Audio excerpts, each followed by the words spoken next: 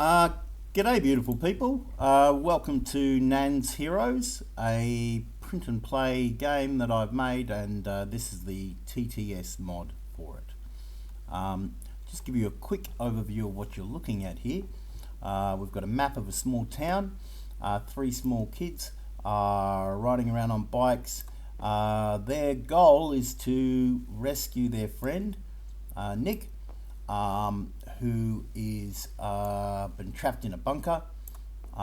Nick has psychic powers and he's manifesting nightmares across the town. This big bad bully is in the way, and the game will end in victory if all three kids can get into here. You'll notice that also moving around the town are some adults. There's a hacker, the sheriff, a punk, and Nan herself. At the moment, their coloured side is face down, but once they've been won over as allies, we'll have access to their cool abilities. They follow these tracks, which are indicated by colour on the board, and they begin in their starting position. This won't be a full, perhaps, rules breakdown, but a bit of a playthrough, at least of a couple of turns, so that you get a sense of how it goes. Included in the mod are the rules over here.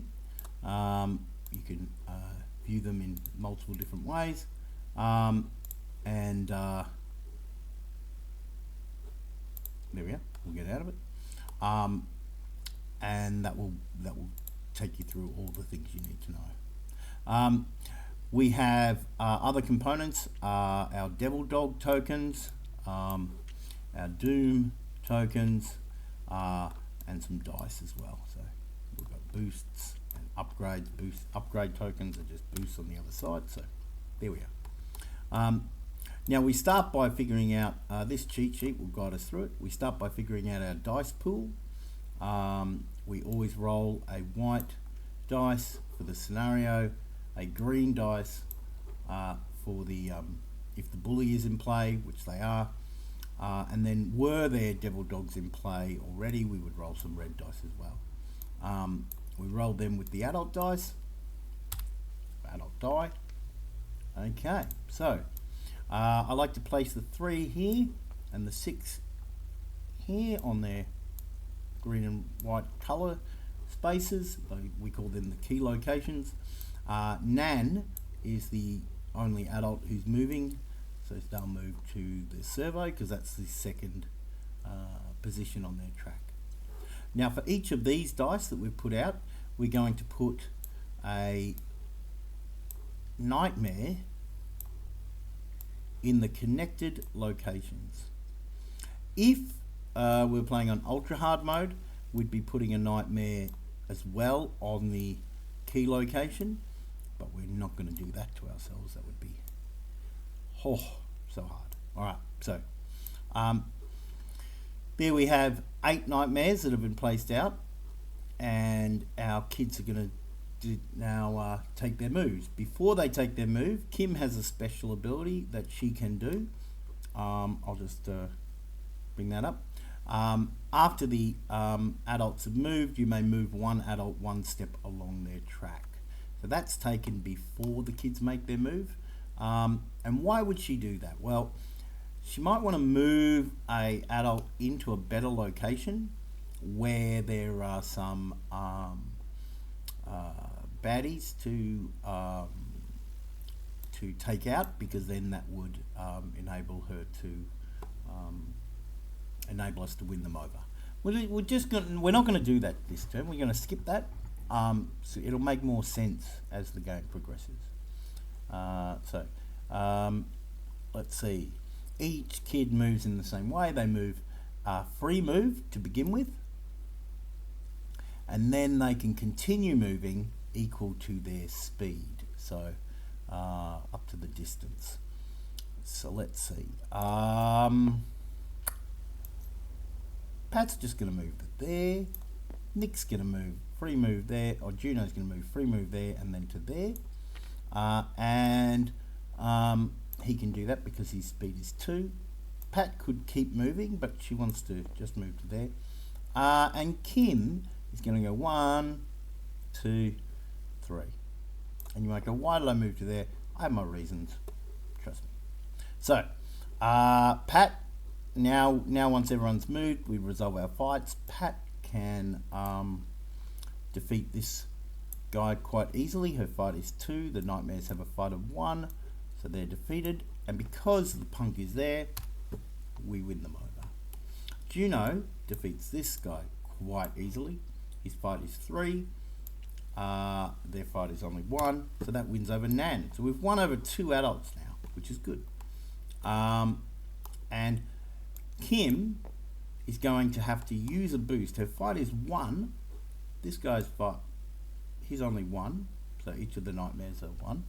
But if Kim simply defeats them, but doesn't exceed their strength with her fight, then she's going to be dazed and sent home and suffer a doom token, which is a consequence of a wound.